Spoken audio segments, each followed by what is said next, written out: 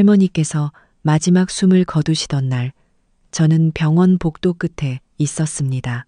중환자실 앞 긴 의자 위에서 혼자 도시락을 먹고 있었어요. 아무도 저한테 같이 먹자고 하지 않았습니다.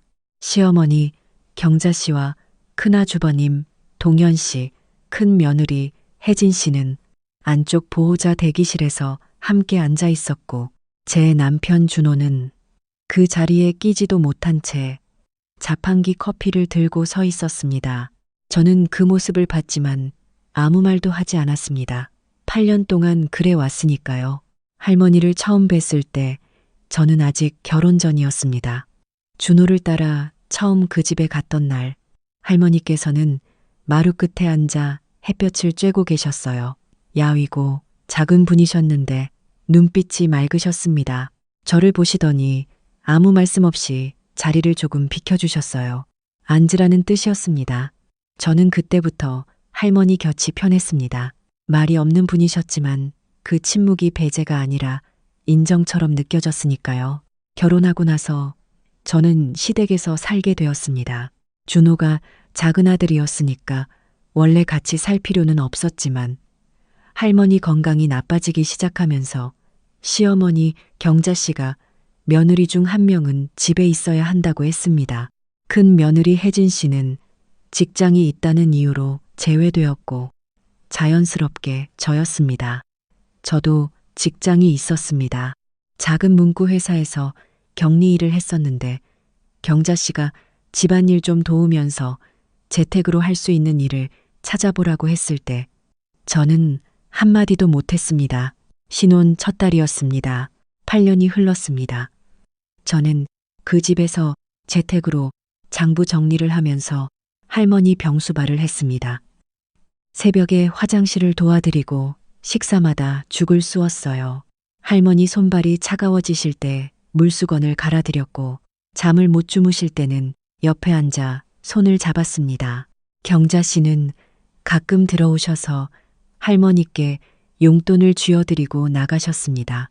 큰아주버님 동현 씨는 명절에만 왔고 올 때마다 할머니한테 이것저것 부탁을 드렸어요. 땅 서류, 통장, 도장. 할머니께서는 그때마다 피곤하다고 하셨습니다. 그렇게 8년이 지났는데 그날 병원 복도에서 도시락을 먹으면서 저는 이제 곧 끝이 난다는 걸 느꼈습니다. 슬픔이 아니라 어떤 묵직한 감각이었어요. 할머니께서 버텨오신 시간이 이제 다 되어 간다는, 그리고 그 다음이 시작될 거라는 감각. 할머니께서 돌아가신 건 그날 저녁 8시였습니다. 저는 마지막에 손을 잡고 있었어요. 중환자실 담당 간호사가 나머지 가족을 불러들이기 전에 잠깐 들어갈 수 있었는데 그 짧은 시간에 할머니 얼굴이 처음 뵀을 때처럼 고요했습니다. 저는 아무 말도 못하고 그냥 그 손을 잡고 있었어요. 빈손은 병원 장례식장에 차렸습니다. 조문객들이 오기 시작하면서 경자 씨와 혜진 씨는 상주 자리에 앉았고 동현 씨는 입구에서 조문객들을 맞았습니다. 준호는 주차 안내를 했어요. 저는 부엌이었습니다. 장례식장 측에서 제공하는 음식이 있었지만 경자 씨가 직접 차려야 한다고 하셨습니다. 할머니 살아계실 때 손님 오면 늘 집밥을 내셨다며 마지막만큼은 그렇게 해야 도리라고 하셨어요. 그 말이 결국 제 손으로 차린다는 뜻임을 저는 이미 알고 있었습니다. 8년 동안 몸으로 배웠으니까요. 새벽 2시가 넘도록 저는 전을 부치고 나무를 묻혔습니다. 기름이 튀어 손등이 빨개졌지만 멈추지 않았습니다. 할머니 마지막 상에 제대로 올려드리고 싶었어요. 그게 제가 드릴 수 있는 마지막이었으니까요. 발인 다음 날 사무제를 마치고 가족이 다 모인 자리에서 경자 씨가 말씀을 꺼내셨습니다. 거실 소파에 앉아 천천히 둘러보시더니 목을 가다듬으셨어요. 여러분, 이렇게 모인 김에 할머니 유산 정리에 대해 말해두겠어요. 이미 다들 어느 정도 알겠지만 할머니 명의 땅하고 집은 동현이한테 넘기는 게 맞아요. 장손이 지켜야죠. 할머니도 그걸 원하셨어요. 저는 손에 들고 있던 찻잔을 내려놓았습니다. 소리가 났어요. 아무도 돌아보지 않았습니다. 동현 씨가 고개를 숙이며 말했습니다. 어머니, 제가 잘 지키겠습니다. 할머니 뜻대로 하겠습니다. 혜진 씨는 그 옆에서 눈을 내리깔았어요. 슬픔과 안도가 섞인 표정이었습니다. 저는 그게 연기라는 걸 알았습니다. 며칠 전 밤 복도에서 두 사람이 나누던 목소리를 제가 들었으니까요. 경자 씨가 언제 공식적으로 선언하실지, 친척들 앞에서 어떻게 못을 박을지를 상의하던 내용이었어요. 준호는 그 말을 들으며 아무 말도 하지 않았습니다. 고개를 숙이고 바닥만 봤어요. 이미 알고 있었다는 듯이, 아니, 이미 포기했다는 듯이. 저는 그 옆모습을 잠시 바라봤다가 시선을 거뒀습니다. 서글프다는 감정보다 이상하리만큼 차분한 마음이 왔어요.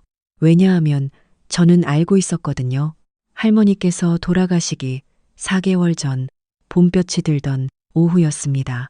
할머니께서 낮잠을 주무시다 깨셨는데 저를 부르시더니 손을 꼭 잡으셨어요. 그러고는 낮고 천천히 말씀하셨습니다. 지연아, 내 서랍 안에 봉투 하나 있다. 그거 잘 챙겨두거라. 내 이름이 적혀 있으니까. 저는 그때 할머니 눈빛이 평소와 다르다는 걸 느꼈습니다. 흐리지 않고 아주 맑았어요. 나중에 그 서랍을 열어봤을 때 봉투 겉면에 정말로 제 이름 2글자가 적혀 있는 걸 보고 저는 오래 그 자리에 서 있었습니다. 봉투 안에 무엇이 들었는지 그때는 열어보지 않았어요. 할머니께서 아직 살아 계셨으니까요. 사무제가 끝나고 이틀이 지났습니다. 경자 씨가 저를 안방으로 부르셨어요. 혜진 씨도 함께 있었습니다. 지연아, 이제 할머니 가셨으니까 서류 정리를 해야지. 할머니 명의로 된 부동산 이전 서류들인데 네가 집에 있으면서 도장 처리 좀 도와줘. 저는 천천히 앉았습니다. 어머니, 어떤 서류를 말씀하시는 건가요? 경자 씨가 서류 묶음을 제 앞에 밀었습니다. 할머니 명의로 된 경기도 땅과 이 집 증여 계약서 초안이었어요. 날짜와 수증인 이름이 공란으로 되어 있었고 거기에 동현이라고 적어 넣으려는 거였습니다. 할머니 인감도장을 찍기 위한 인감증명 신청서도 함께 놓여 있었고요. 할머니 인감은 제가 갖고 있지 않아요. 경자 씨의 눈이 가늘어졌습니다. 무슨 소리야? 할머니 서랍 정리할 때 거기 있던 거 챙긴 게 너 아니야? 저는 고개를 저었습니다. 저는 챙긴 게 없어요.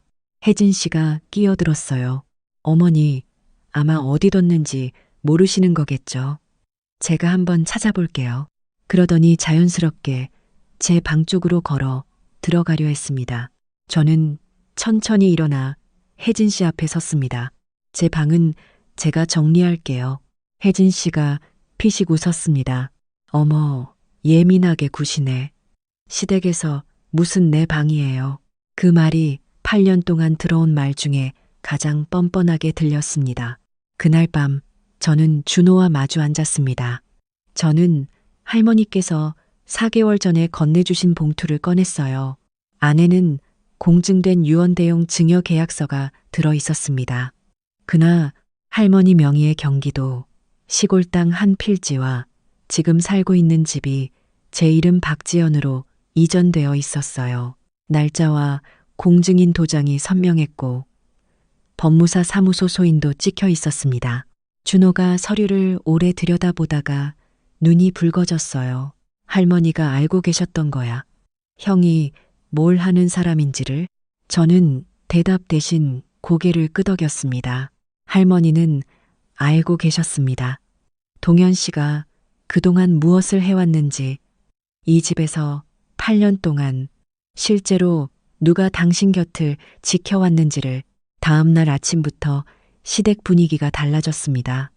경자 씨가 할머니 방 서랍을 전부 뒤집었고 동현 씨가 달려와 서재 책장을 하나씩 꺼내 놓았어요. 무엇을 찾는지 굳이 묻지 않아도 알 수 있었습니다. 저는 그 광경을 거실에서 조용히 지켜봤습니다. 찾아도 없을 테니까요. 이미 제 손 안에 있었으니까요. 그날 오후 동현 씨가 제 앞에 섰습니다. 지연 씨, 할머니 개인 서류 중에 뭔가 챙긴 거 있어요? 저는 눈을 맞추며 대답했습니다. 할머니께서 직접 주신 것들은 있죠. 동현 씨 눈에 번뜩임이 지나갔습니다. 그게 뭔데요? 법적으로 정리된 뒤에 알게 되실 거예요. 동현 씨는 잠시 저를 노려봤습니다. 그러더니 피식 웃으며 돌아섰어요. 아직 상황을 파악하지 못한 사람의 여유였습니다. 경자 씨는 그날 저녁부터 저를 집에서 내보내려 했습니다. 사무제도 끝났으니 이제 각자 돌아가야 하는데 굳이 더 있을 이유가 없다는 말이었어요. 당신들이 할머니 집을 정리할 테니 방해하지 말라는 뜻이었습니다. 준호는 아무 말 없이 짐을 쌌어요. 저도 남편 옆에서 조용히 제 물건을 챙겼습니다. 서두르지 않고 하나씩. 집을 나서는 길에 시누이 영미 씨가 주차장 구석에서 저를 기다리고 있었습니다. 영미 씨는 결혼해서 대전에 살고 있는데 이번 장례에 와 있었어요. 조용한 사람이었습니다. 항상 두 오빠 사이에서 말없이 있는 사람이었어요. 영미 씨가 아무 말 없이 스마트폰을 제 손에 내밀었습니다. 화면에는 음성 파일 하나가 열려 있었어요. 언니, 이거 들어봐요. 제가 우연히 녹음된 거예요. 저는 이어폰을 꽂고 들었습니다. 동현 씨 목소리였어요. 누군가와 전화 통화하는 내용인데 할머니가 입원해 계신 사이 땅 등기 이전을 빨리 처리하자고 재촉하는 내용이었습니다. 상대방이 공증 없이는 어렵다고 하자 어머니가 다 알아서 하신다고 답하는 목소리가 들렸어요. 그리고 조금 뒤 다른 내용이 이어졌습니다. 돈 이야기였어요. 언제까지 보낼 수 있냐? 이번 달은 어렵다. 그쪽에 먼저 막아달라. 저는 그 내용을 끝까지 들으면서 파일을 제 폰에 저장해뒀습니다. 영미 씨, 고마워요. 영미 씨가 고개를 끄덕였어요. 언니, 저 이제 더 이상 모른 척 못하겠어요. 그로부터 사흘 뒤 시댁에서 연락이 왔습니다. 경자 씨가 아니라 동현 씨 번호로 온 문자였어요. 할머니 부동산 관련해서 이야기가 있으니 오라는 내용이었습니다. 준호는 긴장한 얼굴이었지만 저는 담담하게 외출 준비를 했습니다. 미리 연락해둔 법무사가 이미 관할 등기소에 서류 사본을 접수해둔 상태였으니까요. 시댁 거실에는 경자 씨, 동현 씨, 혜진 씨가 나란히 앉아 있었습니다. 테이블 위에는 부동산 증여 계약서, 양식이 놓여 있었어요. 이미 동현이라는 이름이 적혀 있었습니다. 경자 씨가 먼저 말씀하셨어요. 지연아, 할머니가 이 집하고 땅을 동현이한테 주기로 하셨던 거 너도 알잖아. 그러니까 그냥 조용히 협조해주면 돼. 저는 자리에 앉으면서 대답했습니다. 어머니, 저도 드릴 말씀이 있어요. 저는 가방에서 봉투를 꺼냈습니다. 할머니의 공증증여 계약서, 등기 접수 확인증, 법무사 확인서를 차례로 테이블 위에 내려놓았어요. 경자 씨가 서류를 집어들더니 눈을 가늘게 떴습니다. 동현 씨가 서류를 가져가 훑어보더니 얼굴색이 바뀌었어요. 이게 무슨 짓이야? 할머니가 정신이 제대로 있을 때 하신 거 맞아? 저는 말했습니다. 할머니께서 직접 공증사무소에 가셔서 하셨습니다. 5달 전에요. 기록이 다 남아 있어요. 혜진 씨가 끼어들었어요. 그때 할머니 판단 능력이 온전하셨는지 법적으로 따져봐야 하는 거 아닌가요? 치매 증세가 있으셨잖아요. 저는 고개를 저었습니다. 할머니는 공증 당일 담당 공증인과 충분히 대화를 나누셨고 의사 소견서도 함께 제출되어 있습니다. 판단 능력에 이상 없다는 의료 확인서가 포함되어 있어요. 경자 씨가 서류를 테이블에 내던지셨습니다. 이 집에서 8년 동안 먹고 살면서 이런 짓을 해 할머니를 꼬드긴 거 아니야? 저는 자리에서 일어났습니다. 손이 떨릴까봐 손을 모았는데 오히려 손끝이 차가웠어요. 두려움이 아니라 오랫동안 참아온 무언가가 가라앉는 느낌이었습니다. 어머니, 저는 할머니께서 원하신 대로 따랐을 뿐이에요. 저를 원망하시기 전에 동현 씨가 그동안 무슨 일을 해왔는지 먼저 아셨으면 합니다. 경자 씨가 소리를 높이셨습니다. 무슨 소리야. 동현이가 얼마나 바쁘게 살고 있는데 그 애가 집안 기둥이잖아. 저는 대답 대신 가방에서 마지막 서류 하나를 꺼냈습니다. 며칠 전 아는 세무사를 통해 조용히 알아본 내용이었어요. 동현 씨가 운영한다는 투자 자문법인 실사 자료였습니다. 거기에는 이름만 그럴듯하고 실제 운용 실적이 단 하나도 없는 서류상 법인의 계좌 내역이 담겨 있었어요. 대신 정기적으로 외부에서 자금이 유입되는 흔적이 있었는데 그 출처를 따라가 보면 온라인 도박 관련 계좌들이었습니다. 개인 신용 대출도 여러 건 남아 있었어요. 총액이 적지 않았습니다. 동현 씨가 자료를 보더니 자리에서 일어났습니다. 얼굴에서 핏기가 빠졌어요. 어디서 이런 걸 꾸며내? 저는 차분하게 말했습니다. 제가 꾸민 게 아니에요. 사실이니까 기록에 있는 거예요. 경자 씨는 여전히 상황을 파악하지 못하는 표정이었습니다. 제가 동현 씨를 모함하는 거라는 눈빛이었어요. 혜진 씨는 테이블 아래로 남편의 소매를 잡아당기며 뭔가를 속삭였습니다. 저는 그 모습을 보면서 이 자리에서 제가 할 일은 다 했다고 생각했습니다. 저와 준호는 그날 집을 나왔습니다. 뒤에서 경자 씨가 소리를 지르셨어요. 준호한테, 형한테 그러면 안 된다고. 어미 말을 들으라고. 준호가 신발끈을 고쳐매면서 조용히 제 손을 잡았습니다. 손이 따뜻했어요. 손이 따뜻했어요. 차에 올라 창밖을 내다봤습니다. 할머니께서 즐겨 앉으시던 마루 끝자리가 보였어요. 해질녘이면 늘 그 자리에서 바깥을 내다보시던 분이었는데 이제 그 자리에 아무도 없었습니다. 다음 날 아침부터 경자 씨한테서 전화가 왔습니다. 저는 받지 않았어요. 준호가 받았을 때는 당장 등기를 원상복구하지 않으면 가만두지 않겠다는 내용이었다고 했습니다. 그 다음은 동현 씨한테서 문자가 왔어요. 법적으로 다툴 거라는 내용이었습니다. 저는 그 문자를 캡처해 저장했어요.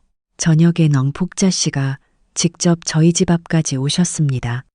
초인종을 연달아 누르면서 문을 열라고 소리치셨어요. 저는 아이들을 방 안으로 들여보내고 문을 열지 않았습니다. 대신 스마트폰으로 현관 CCTV를 확인하면서 조용히 기다렸어요. 경자 씨는 1시간 가까이 소란을 피우시다 돌아가셨습니다. 그날 밤 부재중 전화가 몇 통인지 세어봤습니다. 39통이었어요. 저는 그 숫자를 보면서 오히려 마음이 굳어지는 걸 느꼈습니다. 8년 동안 쌓인 것들이 이 39통 안에 압축되어 있는 것 같았어요. 어떤 감정도 아니었습니다. 그냥 이제 다 됐다는 생각만 들었습니다. 사흘 뒤 경자 씨가 다시 찾아오셨을 때 이번에는 혼자가 아니었어요. 경자 씨의 오랜 지인 한 분을 데리고 오셨는데 가족 간 분쟁을 조정해 본 경험이 있다는 분이었습니다. 저는 두 분을 들어오게 하고 차를 끓였어요. 조정이라고 했지만 결국 내용은 하나였습니다. 경기도 땅만큼은 동현이한테 넘겨달라는 것이었어요. 경자 씨는 8년 동안 먹이고 재워준 것에 대한 보답이라고 표현하셨습니다. 저는 차를 한 모금 마시고 말했습니다. 어머니, 저는 8년 동안 이 가족의 크고 작은 일을 제 손으로 다 했어요. 명절마다 나흘 전부터 장을 보고 할머니 병수발도 혼자 했어요. 그게 얼마짜리인지 한 번도 계산해 보신 적 없으시죠? 경자 씨가 소리를 높이려 하셨지만 저는 멈추지 않았습니다. 법적으로 할머니께서 생전에 정당하게 처리하신 거예요. 제가 원한 게 아니라 할머니께서 선택하신 거예요. 그 선택을 존중해 드리는 게 저한테 남은 마지막 돌이라고 생각해요. 경자 씨가 잠시 침묵하셨습니다. 그러다 갑자기 자리에서 벌떡 일어나시면서 차잔을 미셨어요. 잔이 바닥에 떨어지면서 깨졌습니다. 그러다 이 독한 것이 할머니 임종전에 꼬드겨서 재산을 가로채고는 가족이라고 말하는 거야. 경자 씨 지인이 당황해서 팔을 붙잡았어요. 저는 자리에서 일어나 깨진 잔을 치웠습니다. 손이 떨리지 않았어요. 어머니, 오늘은 여기까지 하시죠. 더 하실 말씀이 있으시면 변호사를 통해 연락 주세요. 경자 씨가 나가시면서 현관 옆 화분을 발로 차셨습니다. 화분이 넘어지면서 흙이 쏟아졌어요. 제가 이 집에 이사 오던 첫 해에 사다 심었던 작은 라벤더였어요. 가지가 꺾이면서 꽃대가 부러졌습니다. 저는 그 화분을 바라봤습니다. 8년 전 경자 씨가 처음 이 집에 오셨을 때 그 화분을 보시더니 이런 걸 왜 갖다 놨어 하셨던 게 생각났어요. 저는 그때 아무 말도 하지 못했습니다.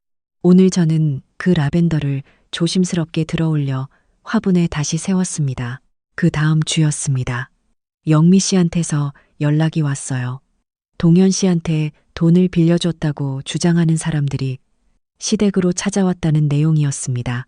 온라인 투자 모임에서 알게 된 사람들인데 동현 씨가 수익을 보장한다며 돈을 받아갔다가 돌려주지 않고 있다고 했어요.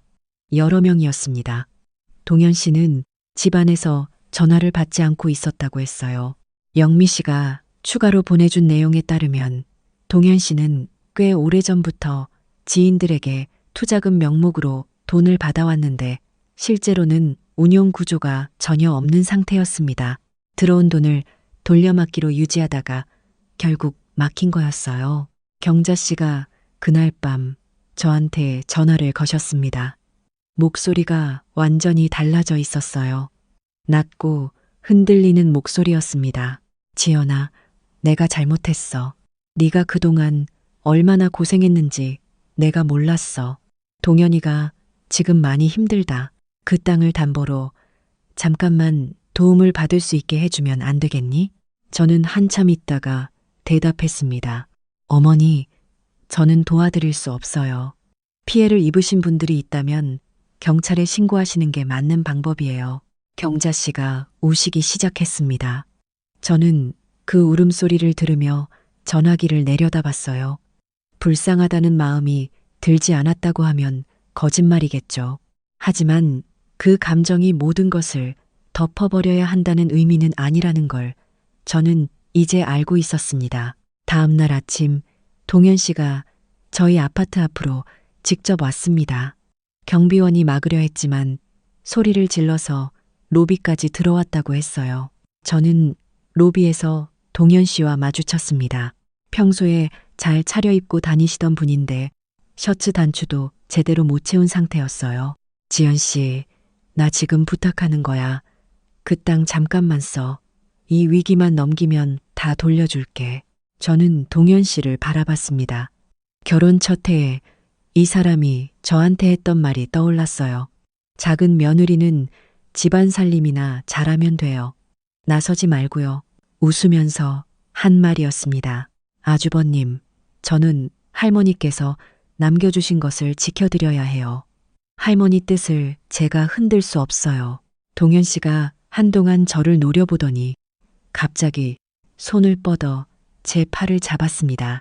이게 네 것인 줄 알아? 할머니가 너한테 속아서 한 짓이라고. 저는 그 손을 조용히 떼어냈습니다. 한 번만 더 제 몸에 손대시면 그냥 넘어가지 않을 거예요. 동현 씨가 멈칫했어요.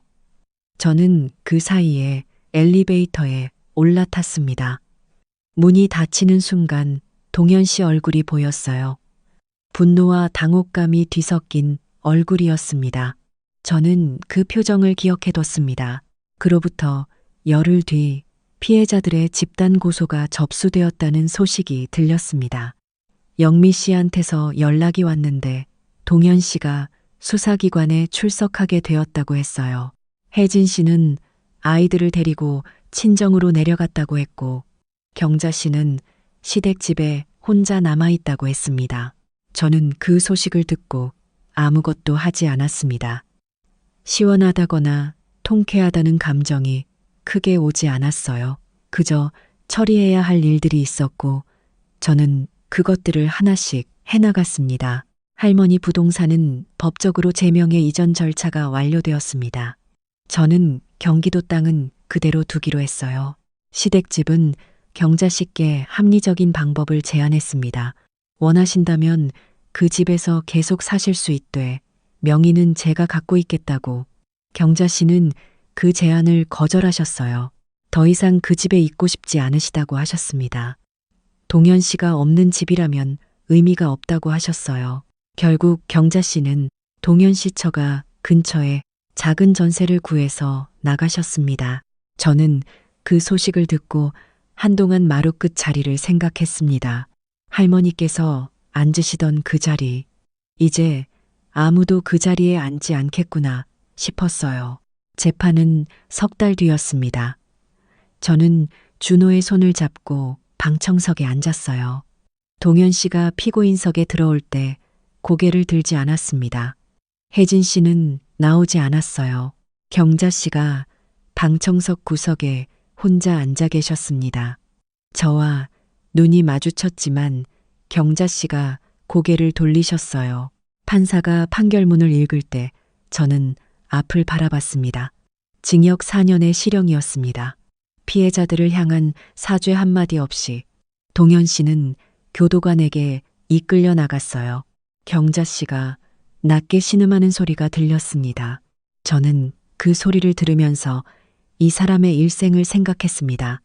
아들을 위해 모든 것을 쏟아부었는데 그 아들이 이렇게 되었을 때 이 사람은 어떤 밤을 보낼까? 그 생각이 잠시 가슴을 눌렀다가 지나갔습니다. 법원 밖에서 영미 씨가 기다리고 있었다. 영미 씨는 아무 말도 하지 않고 저를 안았습니다. 저도 아무 말도 하지 않았어요. 그냥 잠깐 그렇게 있었습니다. 저는 집으로 돌아오는 길에 한 가지를 결심했습니다. 매각 대금 일부를 피해자 합의금으로 떼어두기로 했어요. 법적으로 제게 책임이 없었지만 그 돈의 출처가 결국 할머니께서 평생 모으신 것에서 나왔다는 사실은 지울 수 없었습니다. 피해자 중에 노부부가 있었는데 노후 자금을 전부 맡겼다가 돌려받지 못하신 분들이었어요. 그 이야기를 듣고 저는 할머니 생각이 났습니다. 당신도 그런 분이었으니까요. 평생 아끼고 모아서 남은 것을 조용히 정리하신 분. 경자 씨는 집이 정리되었다는 소식을 영미 씨를 통해 들으셨다고 합니다. 그날 밤 경자 씨가 저한테 문자를 하나 보내셨어요. 넌 내 며느리가 아니야. 2번 다시 보고 싶지 않다. 저는 그 문자를 읽고 잠시 화면을 들여다보다가 껐습니다. 서운한 감정이 올라왔다가 가라앉았어요. 경자 씨한테 며느리로 인정받고 싶었던 시간이 얼마나 길었는지를 생각하면 이 한 줄이 오히려 가장 솔직한 말처럼 느껴졌습니다. 그 다음 달이었습니다. 경자 씨는 혼자 지내고 계셨습니다. 영미 씨가 가끔 들른다고 했어요. 평생 혼자 밥을 해본 적 없는 분이라 처음 며칠은 즉석 음식으로 버티다가 전기밥솥 버튼을 잘못 눌러 밥을 태웠다는 이야기를 영미 씨한테서 들었습니다. 저는 그 이야기를 듣고 아무 말도 하지 않았어요. 불쌍하다는 감정은 선명하게 있었습니다. 하지만 그것이 곧바로 다시 그 자리로 돌아가야 한다는 뜻은 아니라는 것도 알고 있었어요. 2가지 감정이 함께 있어도 괜찮다는 걸 저는 그때 처음으로 이해했습니다. 저는 그즈음 오래 미뤄두었던 일을 시작했습니다. 결혼 전에 작은 도시락 가게를 운영했었어요. 회사 근처 골목에서 혼자 시작한 것이었는데 반찬이 정갈하다고 단골이 꽤 생겼었습니다. 시어머니 경자 씨가 며느리가 장사하는 건 보기 안 좋다고 하셨을 때 저는 아무 저항도 못하고 문을 닫았어요. 결혼하고 2달째였습니다. 8년 전 이야기입니다. 이번에는 제 이름으로 사업자 등록을 했습니다. 작은 공간이었어요. 아이들 학교 근처 골목 안 채광이 좋은 작은 가게였습니다. 간판에는 제 이름 두 글자를 썼어요. 박지연이라는 이름 석자가 아니라 지연이라는 이름 두 글자였습니다. 첫날 아침 가게 문을 열면서 앞치마를 맸습니다. 이 동작이 8년 동안 늘 새벽 일찍 시작되었다는 사실이 새삼 떠올랐어요. 달랐습니다. 예전에는 앞치마를 매면서 오늘 또 뭔 소리를 들을까 생각했다면 오늘은 어떤 손님이 올까를 생각했습니다. 저는 국물을 올리고 재료를 다듬으면서 창밖을 내다봤어요. 출근하는 사람들, 아이 손을 잡고 걸어가는 사람들, 이어폰을 끼고 빠르게 지나가는 사람들, 저도 한때 저 중 누군가였겠지 싶었습니다. 가게 한쪽 선반에는 작은 화분이 놓여 있었습니다. 가지가 꺾였다가 다시 살아난 라벤더였어요. 흙이 쏟아졌다가 다시 심긴 그 화분이 지금 창가에서 햇볕을 받고 있었습니다. 손님이 들어와서 사장님, 오늘 추천 메뉴가 뭐예요? 하고 물었을 때 저는 처음으로 그 호칭을 자연스럽게 받아들이는 제 자신을 발견했습니다. 며느리가 아니라 지연으로 불리는 아침이었습니다. 옛말에 이런 구절이 있습니다. 오래 눌려있던 것이 일어서려면 눌려있던 시간만큼의 힘이 필요하다. 오래 비워져 있던 것이 채워지려면 비워져 있던 시간만큼의 자리가 필요하다.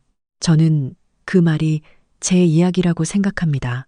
8년이라는 시간 동안 저는 눌려 있었지만 그 시간만큼 저는 버티는 법을 몸으로 익혔습니다.